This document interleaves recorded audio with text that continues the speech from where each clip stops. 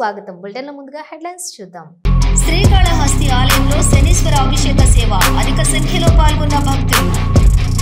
బిచ్చన్న చెరువులో అక్రమ మట్టి రవాణా, చోద్యం చూస్తున్న అధికారులు. కుత్బుల్లాపూర్ గాజుల రామారం అక్రమ ఇళ్లను కూల్చివేసిన రెవెన్యూ అధికారులు. బేడా బుడగ జంగాలకు ప్రత్యేక కార్పొరేషన్ ఏర్పాటు చేయాలి, బేడా బుడగ జంగాల హక్కుల పోరాట సమితి డిమాండ్. కశ్మీర్ పహల్గాంలో జరిగిన ఉగ్ర దాడిని ఖండిస్తూ శాంతివనం రన్నర్స్ ఆధ్వర్యంలో రన్, భారతీయులందరూ ఏకం కావాలంటూ స్లోగన్. బంజారాహిల్స్ లో ఏసీబీ కార్యాలయం ముందు కబ్జాకు గురైన స్థలాన్ని పరిశీలించిన మంత్రి. ప్రజలకు ఉపయోగపడేలా స్థలాన్ని తీర్చిదిద్దుతామన్న పొన్నం ప్రభాకర్.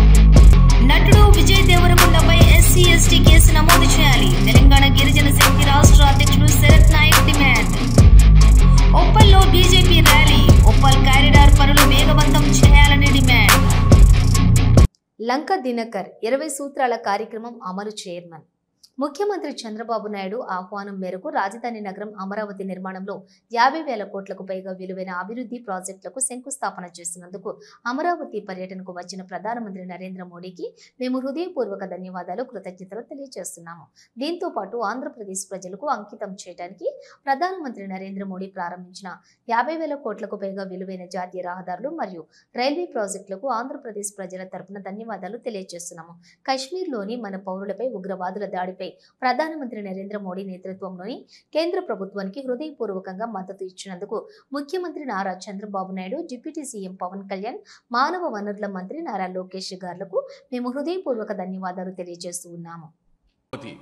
ఆంధ్రప్రదేశ్ రాజధాని అమరావతి నుంచి వారు ఇక్కడికి వచ్చి మనందరికీ కూడా అభివృద్ధిలో, వికసిత భారత్లో స్వర్ణాంధ్ర కళని సాకారం చేసేటటువంటి విధంగా ఏదైతే నిన్న కార్యక్రమం జరిగిందో, ప్రధానమంత్రి నరేంద్ర మోడీ గారికి ధన్యవాదాలు, కృతజ్ఞతలు ఆంధ్రప్రదేశ్ ప్రజల తరపున తెలియజేస్తున్నాం, భారతీయ జనతా పార్టీ తరపున తెలియజేస్తున్నాం. బిచ్చన్న చెరువులో అక్రమ మట్టి రవాణా. ఏలూరు అగిరిపల్లి మండలం అడవివెక్కలం గొల్లగూడెంలోని బిచ్చన్న చెరువులో అర్ధరాత్రి అక్రమ మట్టి తవ్వకాలు జోరుగా కొనసాగాయి. 2 జేసీబీలు 20 ట్రాక్టర్లతో మట్టి రవాణా చేసి క్యాష్ చేసుకుంటున్న అధికారులు పట్టించుకోవటం లేదని స్థానికులు ఆరోపణ.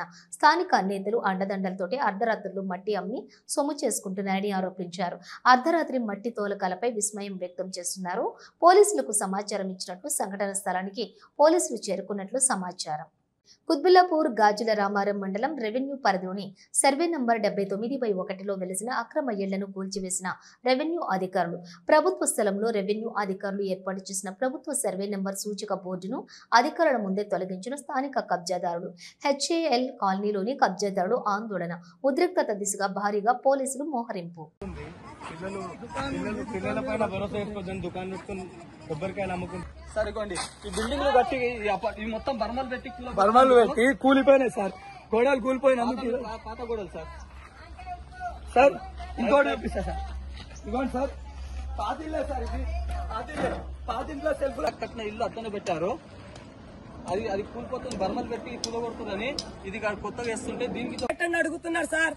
లోకల్ రాజకీయ నాయకులు గుడి అప్పచెప్పేయమంటున్నారు సార్. రాజకీయ నాయకులు సార్ మాకు చిన్న సపోర్ట్ చేస్తలేరు. వాళ్ళ పేర్లు కావాలంట. ఇల్లు కూల కొట్టుకొని ఈ రోజు నా పేరు పెట్టలేదేంది, నా పేరు పెట్టలేదండి. అన్ని రాజకీయ మాడి ఇవన్నీ అటాక్ చేసింది సార్ రాజకీయ నాయకులు. ఇది ధార్మిక.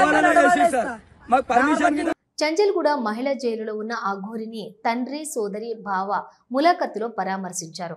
అనంతరం మీడియాతో మాట్లాడకుండా వెళ్లిపోయారు.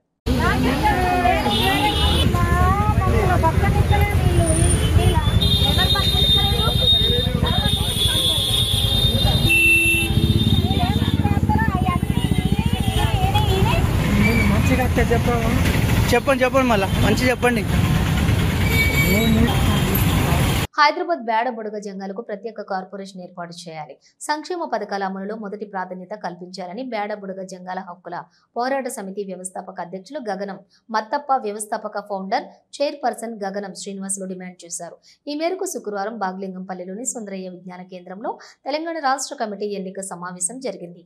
ఈ సమావేశానికి వ్యవస్థాపక అధ్యక్షులు గగనం మత్తప్ప, ఫౌండర్ చైర్పర్సన్ గగనం శ్రీనివాసులు హాజరై మాట్లాడుతూ రాష్ట్ర వ్యాప్తంగా బేడ బుడగ జంగం కులస్తులు 10 లక్షలకు లక్షలకు పైగా ఉన్నారని, 2011 జనాభా లెక్కల ప్రకారం కేవలం 1 లక్ష జనాభా మాత్రమే ఉన్నారని లెక్కించారన్నారు. అయితే ఈ లెక్కల అనుసారంగా ఎస్సీ వర్గీకరణ బి గ్రూప్ లో నష్టపోయిన జనాభాలో మా కులస్తులు పూర్తి స్థాయిలో నష్టపోయారన్నారు.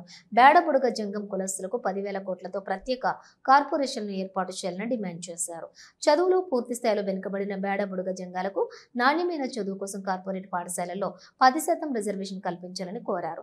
విద్యా, ఉపాధి, రాజకీయ రంగాలలో గవర్నర్ కోటా కింద నామినేటెడ్ పోస్టులలో ప్రాతినిధ్యం కల్పించాలన్నారు. సంక్షేమ పథకాలలో అమలులో మొదటి ప్రాధాన్యత మాకే ఇవ్వాలని, రాష్ట్ర వ్యాప్తంగా ఇందిరమ్మ ఇండ్లలో 10% మా బేడబుడగ జంగాలకు కేటాయించాలన్నారు. మేము ఈ సందర్భంగా కోరుతున్నటువంటి ప్రధానమైనటువంటి విషయాలు, ఈ రాష్ట్రంలో ఎస్సీల యొక్క వర్గీకరణ జరిగినప్పటికీ గ్రూప్ 2లో ఉండబడినటువంటి యొక్క బుడగ జంగాలు అత్యంత తక్కువ జనాభా ఉండడం కారణం చేత 2011 జనాభా లెక్కల్లో మైగ్రేషన్ కలిగినటువంటి వాళ్ళు, ప్రధానంగా స్థిర నివాసాలు లేనటువంటి వాళ్ళు జనాభాలో వీళ్ళు భాగస్వాములు కాలేదు. కాబట్టి వీళ్ళకు ఉండబడినటువంటి జనాభా చాలా తక్కువగా నమోదు చేయబడింది. ఈ కారణం చేత గ్రూప్ 2లో అత్యంత దారుణమైనటువంటి యొక్క 1% ఇచ్చి పూర్తి స్థాయిలో నష్టపరిచినటువంటి పరిస్థితులు ఉన్నాయి. కాబట్టి మా డిమాండ్ ప్రభుత్వం ద్వారా తీసుకెళ్లేటువంటి అంశం 10,000 కోట్ల రూపాయల ప్రత్యేకమైనటువంటి ప్యాకేజీని ఏర్పాటు చేసి బుడగ జంగాల యొక్క అభివృద్ధికి భాగస్వాములు కావాల్సినటువంటి ఏర్పాట్లు ప్రభుత్వం వెంటనే చర్యలు చేపట్టాలనేటువంటి మొదటి డిమాండ్. రెండవ అంశాన్ని, రాష్ట్ర వ్యాప్తంగా ఉండబడినటువంటి అన్ని జిల్లాల్లో బుడగ జంగాలకు ముఖ్యంగా చదువుకున్నటువంటి యొక్క శాతం చాలా తక్కువగా ఉంది. కాబట్టి కార్పొరేట్ మరి స్కూళ్లలో 10% రిజర్వేషన్ కల్పించి విద్యా అవకాశాలను పెంచాల్సినటువంటి అవసరం ఉంది. ఆ తర్వాత రాష్ట్రంలో ఉన్నటువంటి అన్ని జిల్లాల్లో ప్రత్యేకమైనటువంటి కమ్యూనిటీ హాల్స్ లేవు.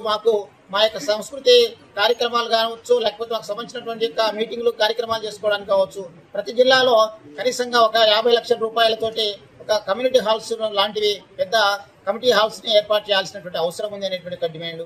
అదే కాకుండా ముఖ్యంగా ఈ రాష్ట్రంలో ఉండబడినటువంటి యొక్క మా యొక్క బడుగు బలహీన వర్గాలకు సంబంధించినటువంటి యొక్క కులాలు, ఈ బుడగ జంగం కులము అత్యంత వెనుకబడినటువంటి కులం కాబట్టి స్థిర నివాసాలు లేవు. కాబట్టి రేపు రాబోయేటువంటి ఇందిరమ్మ ఇళ్లలో తప్పనిసరిగా 10%, మొత్తం కోటాలో 10% ఇండ్లు అన్ని జిల్లాల్లో, అన్ని గ్రామాల్లో, అన్ని మండలాల్లో మా వాళ్ళకి ఇవ్వాల్సినటువంటి అవసరం ఉందని చెప్పి సందర్భంగా కోరుతా ఉన్నాం. 23 సంవత్సరాల నుంచి సంఘం ప్రారంభం అయినప్పటికీ అందులో అలుపెరగక పోరాటం చేసినటువంటి వ్యక్తులు చాలా మంది ఉన్నారు.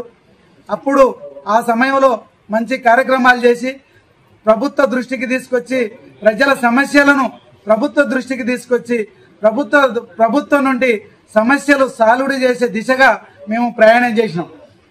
ఇప్పుడున్నటువంటి కార్యక్రమాలు అందులో అప్పుడు ఉన్నటువంటి కొందరు వ్యక్తులు కొంత చందాల పేర్లతో, కొంత సంఘం పేర్లతో, కొంత కృష్ణన్న పేర్లతో, కృష్ణమాదిగ పేర్లతో ఓయూలో కానీ మిగతా గ్రామాలలో కానీ జిల్లాలో కానీ చందాలు వసూలు చేసి వాళ్ళ ప్రయోజనాల కొరకు కాశ్మీర్ పహల్గామ్లో జరిగిన ఉగ్రదాడిని ఖండిస్తూ దానికి వ్యతిరేకంగా మేడిపల్లి చెంగిచెర్లలోని శాంతివనం పార్కులో శాంతివనం రన్నర్స్ ఆధ్వర్యంలో రన్ నిర్వహించారు. అనంతరం చనిపోయిన కుటుంబాలకు సానుభూతి తెలుపుతూ మౌనం పాటించారు. ఈ సందర్భంగా శాంతివనం రన్నర్స్ సభ్యులు మాట్లాడుతూ, దేశంలో ఉగ్రవాదం నశించాలి, దీనికి భారతీయులందరూ ఏకం కావాలి, ప్రతి ఒక్కరూ ఒక సైనికుల్లా పోరాడాలి, ఉగ్రవాదులకు ఆశ్రయం కల్పించిన వారికి గ్రహించి వారిని కూడా తరిమి కొట్టాల్సిన అవసరం ఎంతైనా ఉందని అన్నారు. ఈ రన్ లో పాల్గొన్న ప్రతి ఒక్కరికి ప్రత్యేక ధన్యవాదాలు తెలిపారు.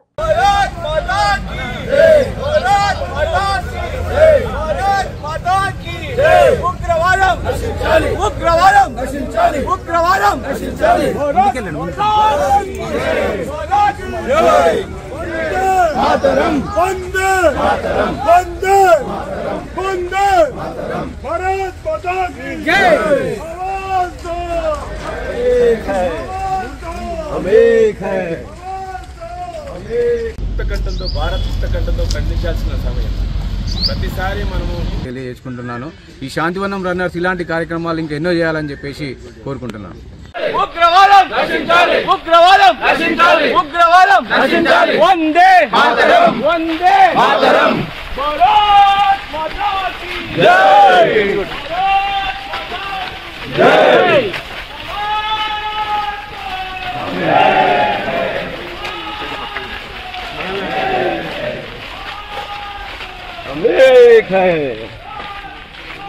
మనం రన్నర్స్ ఆధ్వర్యంలో పహల్గామ్ ఉగ్రదాడిని ఖండిస్తూ ఇలా ర్యాలీ నిర్వహించడం జరిగింది.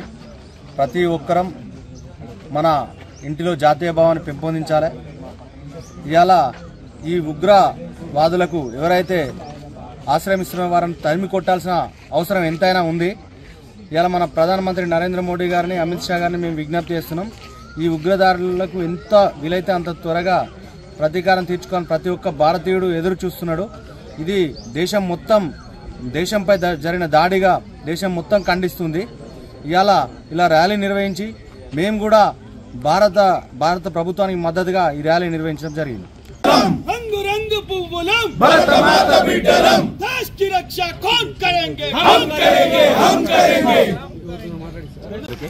శాంతివనం రన్నర్స్ ఆధ్వర్యంలో నిర్వహించినటువంటి ఉగ్ర దాడికి వ్యతిరేకంగా ఈరోజు ర్యాలీ తీయడం జరిగింది.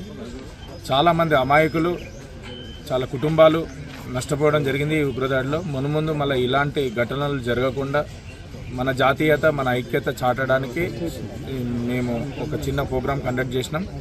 చాలా గ్రాండ్గా ప్రతి ఇండియన్ దీనికి ముందుకొచ్చి ముక్త కంఠంతో ఉగ్రవాదాన్ని వ్యతిరేకించాలని ముందడుగు వేయడం జరిగింది ఈరోజు. థ్యాంక్ యూ అండి.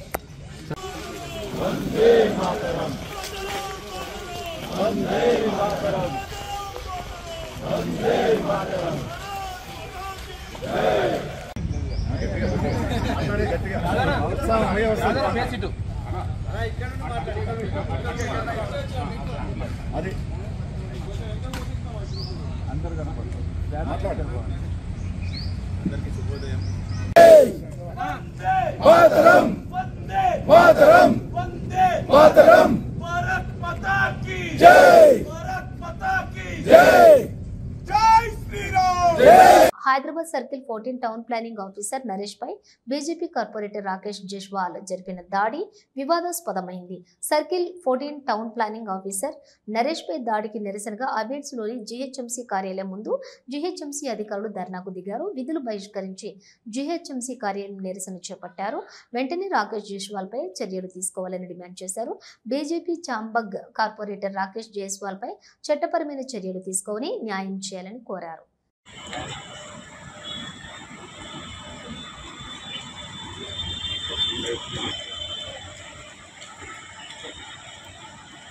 ఇది ఏసీపీ ఆఫీస్.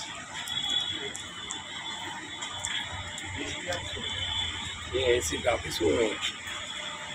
ఎస్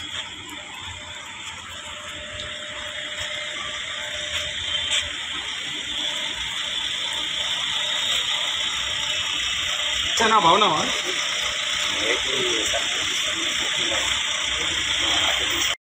ఈరోజు ఇక్కడ హ్యాబిట్ సర్కిల్లో జరుగుతున్నది. ఎందుకనగా మన రాకేష్ జైస్వాల్ అనే కార్పొరేటర్ మా ఉద్యోగులపై దాడి చేసి నానా బూతులు తిట్టడం జరిగింది. నిన్న ఏసీపీ క్యాబిన్లోకి చొరబడి మరి మా సెక్షన్ ఆఫీసర్ అయినటువంటి నరేష్ కుమార్ పై దాడి చేశాడు. మరియు మన చైర్మన్లు ఆరిఫ్ పై మసూద్ పై గల్లబట్టుకొని బయటకు గుంజుకొచ్చాడు. దానిపై ధర్నా జరుగుతున్నది. ఇటువంటి అరాచకాలు జరగొద్దని ఈ ధర్నా చేయడం జరుగుతున్నది. వారిపై కఠినంగా చర్య తీసుకోవాలని ఇప్పుడే మన కొందరు ఏసీపీ గారు, మా యూనియన్ జోనల్ అధ్యక్షుడు మోహన్ దాస్ గారు కూడా వెళ్ళి పోలీస్ కమిషనర్ గారికి ఫిర్యాదు చేయడానికి వెళ్ళారు. వాటిపై కఠిన చర్య తీసుకోవాలి ఖచ్చితంగా. ఏ ఉద్యోగికైనా ఎప్పుడు ఏం జరిగినా, ఇటువంటి అరాచకాలు జరిగినప్పుడు ఈ మన భాగ్యనగర్ మున్సిపల్ ఎంప్లాయీస్ అండగా ఉంటుందని ఈ సభాముఖంగా తెలియజేస్తున్నాము. వారిపై కఠినంగా చర్య తీసుకోవాలి.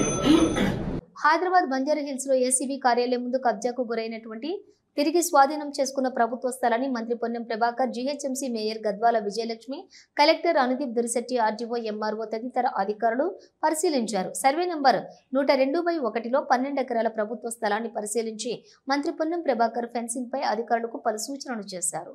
12 ఎకరాల ప్రభుత్వ స్థలంలో కబ్జాకు గురైన ప్రాంతంలో కూల్చివేసిన ప్రాంతాలను అధికారులతో కలిసి పరిశీలించారు.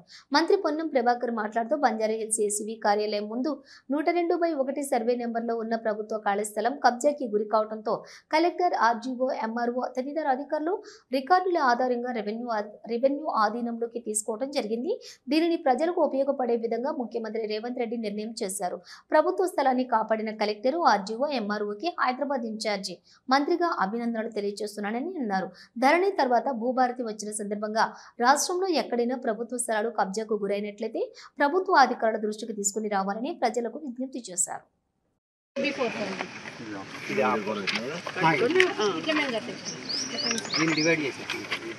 ఇక్కడ కొంచెం ఇంకా హైట్ లేపాలి ఉంటుంది, దానికి ఎక్స్ట్రా బడ్జెట్ కూడా ఉంటే ఇస్తాము. బట్ ఇది కొంచెం పైకి లేపాలి, లేకపోతే తీసేస్తాం. ఇది ఆఫ్టర్ సార్ ఈ మధ్య నుంచి ఇట్లా గోడ మళ్ళీ లైన్ మనది గవర్నమెంట్ ఆక్యుపై చేస్తుంది. లోపల రానిలే, లేకపోతే గోడకి రంధ్రాలు కొట్టి గోడలు ఇట్లా బ్రేక్ చేస్తుంది. ఇవన్నీ వెనక వైపు గార్డెన్స్ చేసుకొని మొన్న మేము ఇట్లనే చేసినాం కలెక్టర్ గారు. రోడ్ నెంబర్ 36లో పార్క్లని ఇట్లా బ్రేక్ చేసి మధ్య నుంచి వేసుకుంటాం. ఇది మన దాంట్లో ఇవన్నీ గార్డెన్ ఒక్కొక్క ఇంటికి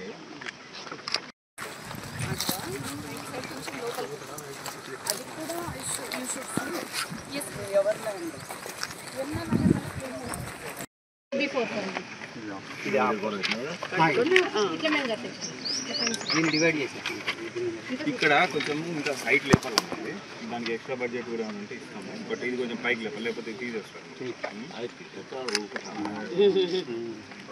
ఇది ఆఫ్టర్ సార్ ఈ మధ్య నుంచి ఇట్లా గోడ మళ్ళీ లైన్ మనది గవర్నమెంట్ ఆక్యుపై చేస్తుంది. లోపల రానిలే, లేకపోతే గోడకి రంధ్రాలు కొట్టి గోడలు ఇట్లా బ్రేక్ చేస్తుంది. ఇవన్నీ వెనక వైపు గార్డెన్స్ చేసుకొని మొన్న మేము ఇట్లనే చేసినాం కలెక్టర్ గారు. రోడ్ నెంబర్ 36లో పార్క్లని ఇట్లా బ్రేక్ చేసి మధ్య నుంచి వేసుకుంటాం. ఇది మన దాంట్లో ఇవన్నీ గార్డెన్ ఒక్కొక్క ఇంటికి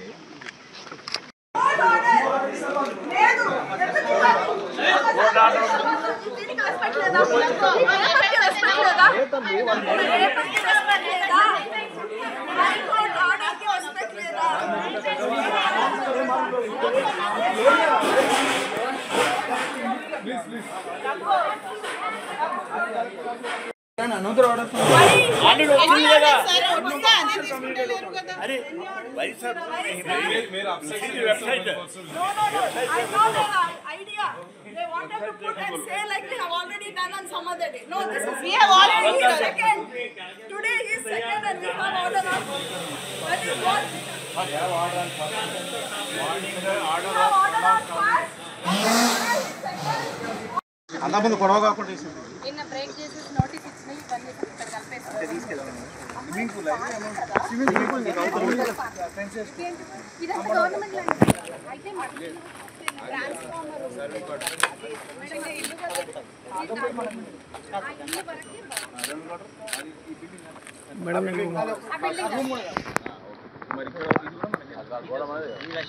అవుతుంది మనకి.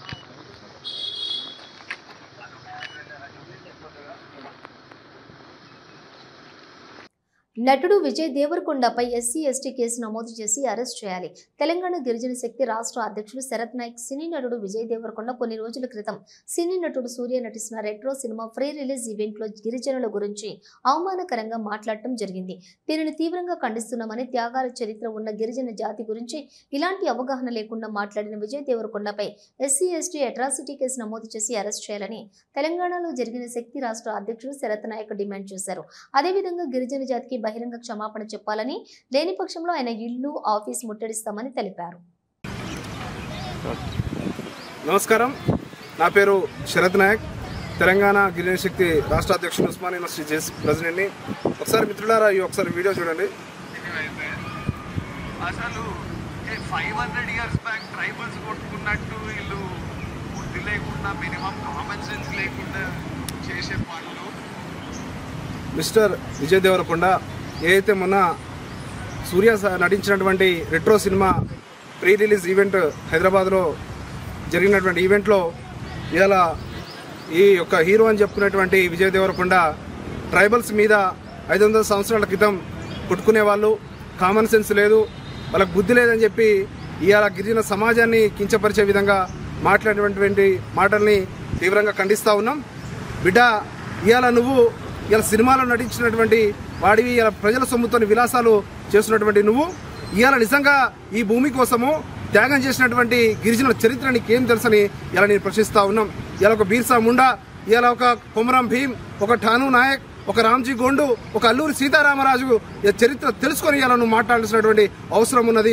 ఈ ప్రజల కోసము ఈ భూమి కోసం త్యాగం చేసినటువంటి చరిత్ర ఉన్నటువంటి గిరిజనుల మీద ఇలా కించపరిచేటువంటి మాట్లాడినటువంటి నిన్ను ఇలా ఖచ్చితంగా రేపు పొద్దున నీ సినిమాలు కాదు కదా, ఇలా నీ ఇల్లు ముట్టడిస్తాం, నీ ఆఫీస్ ముట్టడిస్తాం, నేను ఎక్కడ కూడా తిరగనీయమని కూడా ఇలా గిరిజన బిడ్డగా, ఉస్మాన్ యూనివర్సిటీ జేసీ బిడ్డగా ఈరోజు మేము ఇవాళ నిన్ను ప్రశ్నిస్తా ఉన్నాను. ఖచ్చితంగా నీ మీద SC/ST కేసు, అట్రాసిటీ కేసు నమోదు చేయాలి, నిన్ను జైల్లో పెట్టాలి. నీలాంటి వాళ్ళ వల్ల ఇలా కనీసం ఒక చరిత్ర తెలియదు, ఇలా నీకు త్యాగాల గురించి తెలియదు, ఇలా ఇష్టం ఉన్నట్టు మాట్లాడుతూ ఉన్నావు. ఖచ్చితంగా ఇలాంటి వేదికల మీద ఇంకోసారి నోరు పారేసుకుంటే మాత్రం బిడ్డ ఖబర్దారని కూడా తెలియజేస్తా ఉన్నాను.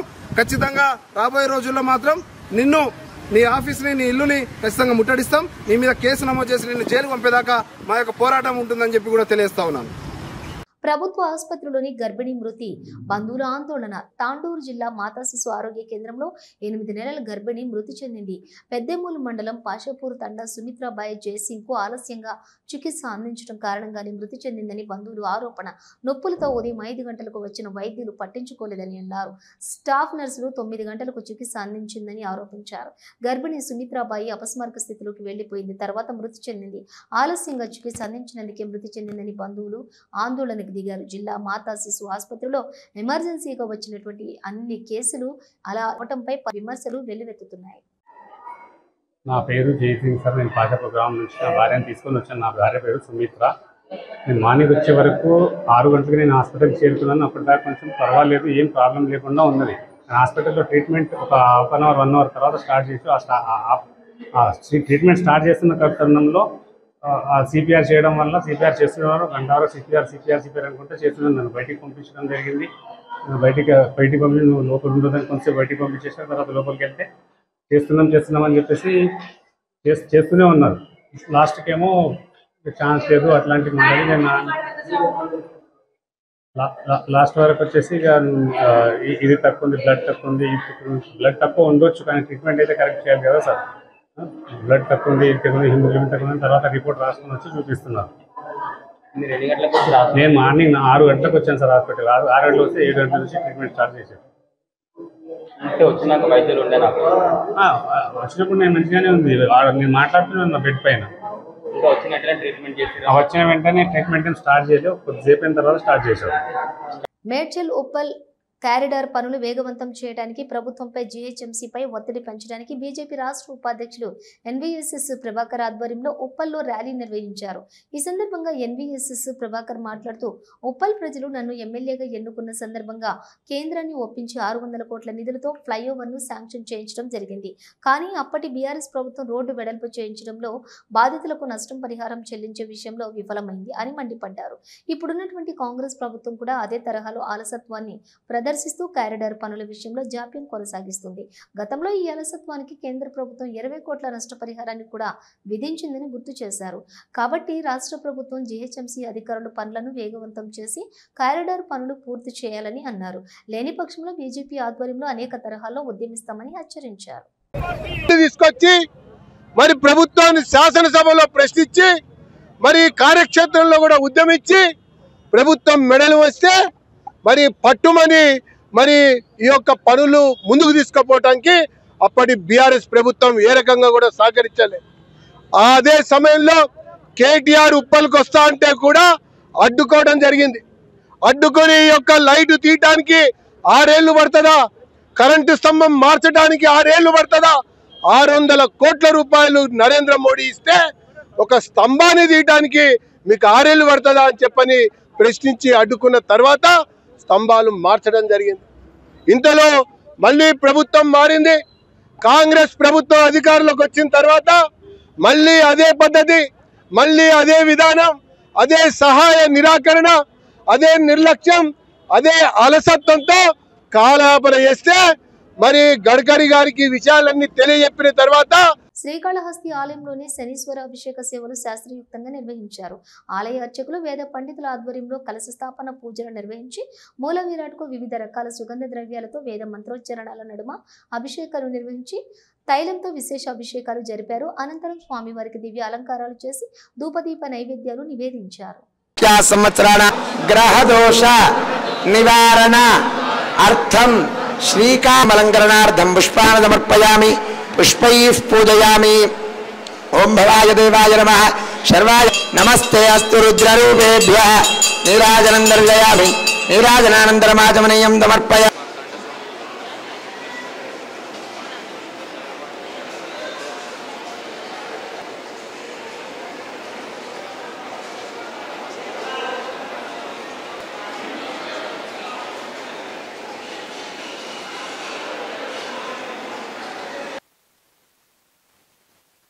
ఇవి బులెటిన్ విశేషాలు. మరో బులెటిన్తో మళ్ళీ కలుద్దాం. అంతవరకు చూస్తూనే ఉండండి న్యూస్.